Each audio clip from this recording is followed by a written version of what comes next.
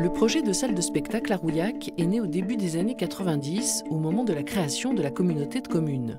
L'idée pouvait sembler étrange à l'époque, mais le lieu a été rapidement investi par les artistes. Qu'on soit à Angoulême, à Niort, à Poitiers, il n'y avait pas de grande salle, La Rochelle, etc., il n'y avait pas de grande salle. Nous, il se trouve qu'on a une salle qui peut accueillir jusqu'à 1500 personnes. Donc c'est assez naturellement que les tournées se sont arrêtées par Rouillac, entre Nantes, ou Tours et Bordeaux. Il y avait une date entre les deux, c'est Rouillac. Et pourtant, au départ, les élus ont subi quelques attaques. Capital avait fait un article là-dessus. Il y a eu un journaliste qui a écrit un bouquin, ces élus qui gaspillent notre argent ou choses comme ça. D'ailleurs, j'ai toujours son article. J'aurais bien voulu l'inviter pour les 20 ans pour lui dire qu'il avait raconté pas mal d'âneries quand même dans ses propos. Si on vous interpelle en tant que maire justement par rapport à ce que ça coûte à une commune, un lieu comme celui-là, qu'est-ce que vous répondez?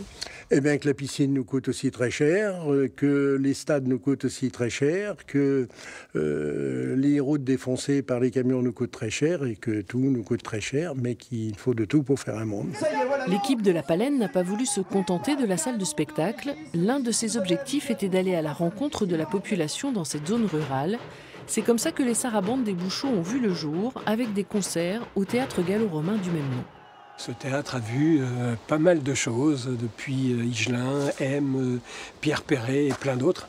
Donc des tonnes de concerts qui ont eu lieu derrière nous, là, dans cet endroit assez magique. On l'a trouvée plutôt jolie, Lily. Elle arrivait des Somalis, Lily. Sans oublier des nuits complètement folles avec des tracteurs comme moyen de transport. Ma nuit, ça a été magique comme d'habitude. Ça fait 4 fois que je le fais et on n'est pas déçus. C'est très bien. Moi, je ne vais pas dormir. Je ne veux pas dormir. En tout cas, pour les élus impliqués dans le projet, le pari est gagné.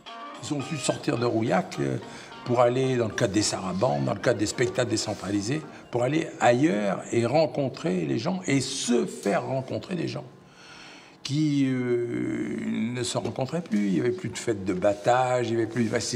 C'est plus du tout la même vie en milieu rural.